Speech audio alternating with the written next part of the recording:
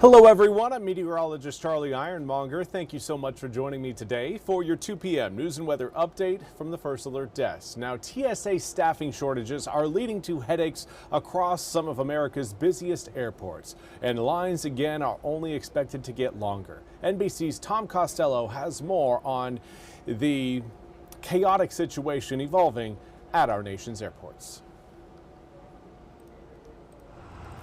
For a lot of travelers this week, the longest part of the trip isn't the flight. It's waiting in those long, slow-moving TSA lines. Get up and get here early. At Houston's Hobby Airport, those lines have been snaking out the main terminal, down to the baggage claim, and all the way out to the parking garage. The airport is warning TSA wait times could be 3 hours or more. We tried to allow a little more than 3 hours to get here. I've been waiting in line for about 2 hours now. Got nothing else to do but wait. The same story at MSY in New Orleans. Well, it's long. And at Hartsfield-Jackson Airport in Atlanta. The TSA's funding expired 3 weeks ago after lawmakers failed to reach an agreement on ICE protocols, triggering a partial Homeland Security shutdown. The White House released a statement blaming Democrats for the shutdown and airport staffing shortages. Does it feel like your industry and the people who work in it right now are the political pawns in this showdown? Oh, yeah. Every time there's a political battle over whatever the issue might be, they keep coming back to the airlines and, more importantly, the American traveler to kick around, to have some sort of leverage. During the last government shutdown last fall, TSA officers missed 3 paychecks, then waited a full month for their back pay. This time they've already missed half a paycheck, and this week they'll miss another with no end in sight. Almost every single TSA officer lives paycheck to paycheck. We are here to serve the American people. We just ask that the elected officials in Congress do their job so we can do ours. Despite the travel hiccups, many passengers say they're keeping their eyes on the prize. At the end of the day, we're going on vacation, so, you just focus on the positive. And again, that was Tom Costello reporting. We now want to turn to news out of Kinston, where a man from, I believe, South Carolina was pulled over during a traffic stop and ended up behind bars for drug charges. Police stopped 28-year-old Ryan Penny on East King Street yesterday. During the stop, police say they found methamphetamine and drug paraphernalia. Penny was arrested and charged with possession of methamphetamine and drug paraphernalia. He's also facing traffic violations. Penny was booked in the Lenoir County Jail under a $3,000 bond. And now for a look at your forecast.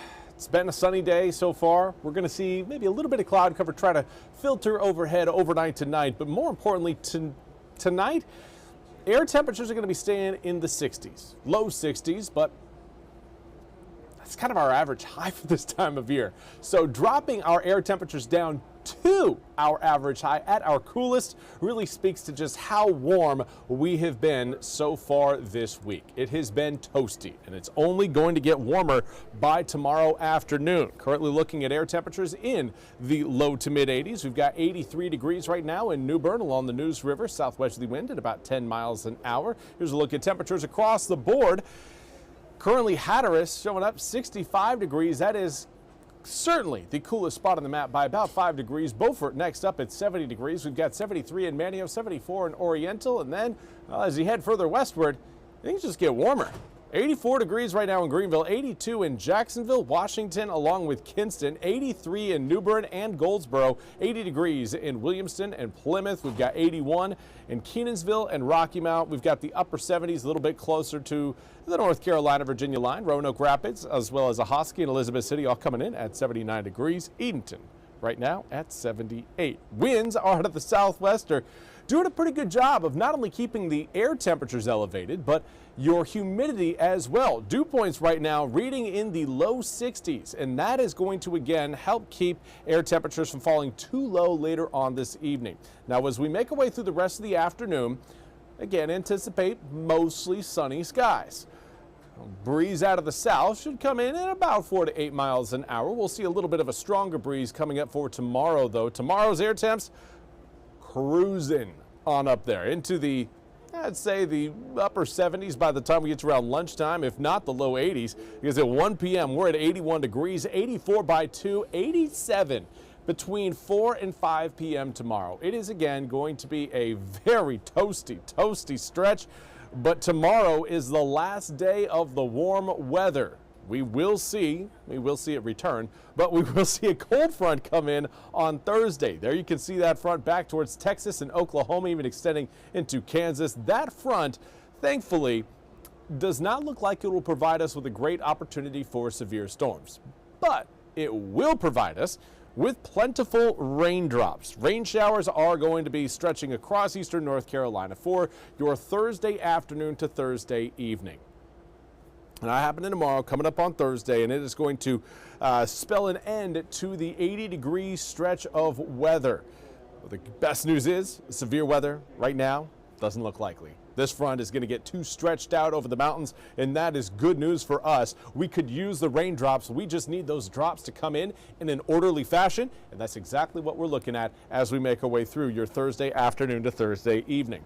Now, for those of you watching north of the Albemarle Sound, Elizabeth City, Edenton, I'm talking to you guys, may end up seeing a few snowflakes come down as that whole system moves out into the Atlantic. Now, air temperatures at that time are going to be well above freezing, but upper level air temperatures well below it. So we'll get kind of a snow event that then automatically melts on whenever those snowflakes actually touch the ground or even touch any raindrops.